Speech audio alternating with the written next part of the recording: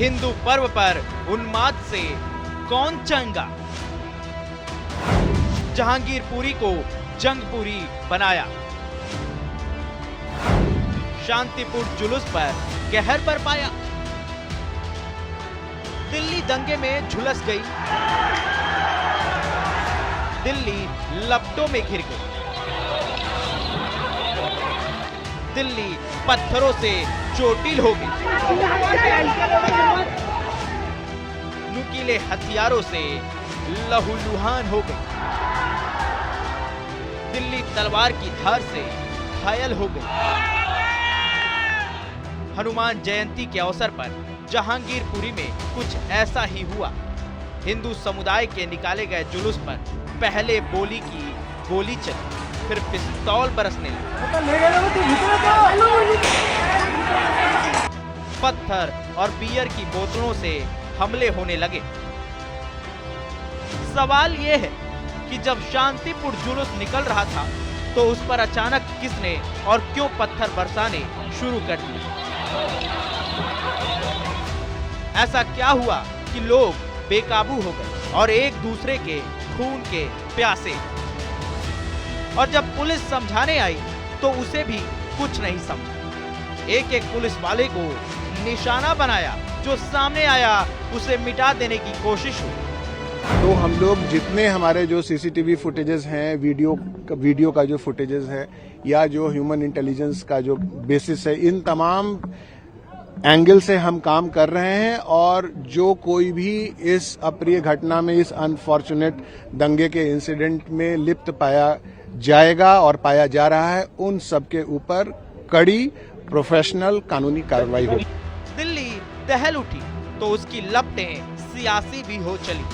उत्तर पश्चिमी दिल्ली से लोकसभा सांसद और बीजेपी नेता हंसराज हंस ने अंतर्राष्ट्रीय साजिश बताया तो शिवसेना सांसद संजय राउत ने राजनीति षड्यंत्र कहा। और ये साजिशें हैं, इंटरनेशनल साजिशें हैं। मेरी यही बेनती है कि आपसी भाईचारा बनाए रखो, अमन और पीस बनाए रखो। ऐ लोगों, जियो और जीने दो। नाकाम भी कर दिया गया और बेनकाब भी जल्दी हो जाएंगे जिन्होंने साजिश रची थी। दिल्ली में हनुमान जयंती के यात्रा के ऊपर हमला हुआ। इससे पहले कभी नहीं हुआ था। रामनवमी और हनुमान जयंती बहुत ही शांतिपूर्ण तरीके से ये उत्सव मनाए जाते थे, लेकिन अभी इस बार जुलूस निकालना है, हम निकाल रहे हैं। वो हिंदुओं का हक है, किसी भी धर्म का हक है, लेकिन हमले जो होते हैं ये प्रायोजित है, ये पॉलिटिकल स्पॉन्सर्ड हमले हैं। जहांगीरपुरी में हनुमान जयंती पर हुई हिंसा के दर्जन भर से ज्यादा आरोपियों को पुलिस ने गिरफ्तार किया। पुलिस की तफ्तीश के बीच कांग्रेस ने दंगों को प्रशासन की नाकामी बताया है। सवाल किया है कि आखिरी जुलूस की सुरक्षा के लिए पुलिस कहां थी? वहीं राज ठाकरे ने दंगाइयों को उन्हीं की भाषा में जवाब देने को कहा है। yesterday in Delhi प्रोसेशन हो रहा था हनुमान जयंती पे और स्टोन पेल्टिंग हुआ वो प्रोसेशन पे, उसको राष्ट्रपति मुझे लगता है उनका ऐसी चीजों का जवाब वैसे ही देना चाहिए उन लोगों को, अदरवाइज उनको समझ में नहीं आएगा। जब ये प्रोसेशन निकलता है, चाहे हिंदुओं का चाहे मुसलमानों का, इन हालात में क्या सरकार की जिम्मेदारी नहीं है कि प्रोसेशन के साथ इतनी पुलिस लगाए कि ऐसे वाकयात ना हो? पुलिस कहाँ चली जाती है? पुलिस तब आती है जब पथराव हो चुकता है, मस्जिदों पे लोग चढ़ चुकते हैं, दंगा फसाद हो जाता है, तब पुलिस पहुंचती है। इंटेलिजेंस कहाँ है?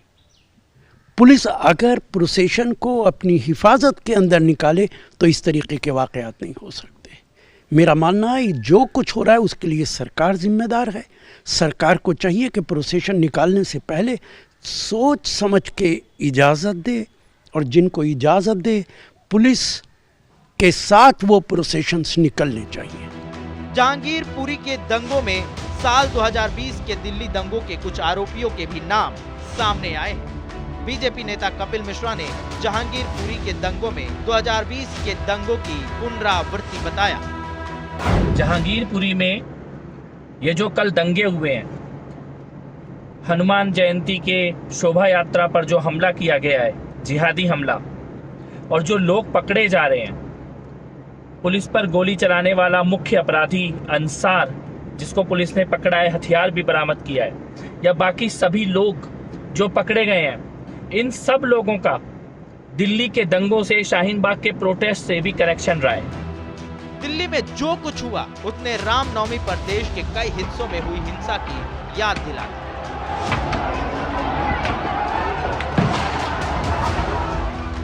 जब बंगाल, गुजरात, मध्य प्रदेश, कर्नाटक, झारखंड के कुछ हिस्से जल उठे, रामनवमी के जुलूस को निशाना बनाया गया और अब हनुमान जयंती पर दोबारा एक बार फिर दिल्ली के जहांगीरपुरी समेत देश के अलग अलग हिस्सों में उन्माद फैला। आंध्र प्रदेश के कुन्नूर, उत्तराखंड के हरिद्वार, यूपी के अलीगढ़ और कर्नाटक के हुगली में शोभा यात्रा को निशाना बनाया गया। सवाल ये कि बार बार देश को दंगे में कौन झोंक रहा है? किसे इससे इतना फायदा है कि वो इंसानों को इंसान नहीं समझ रहा? Bureau report, news India.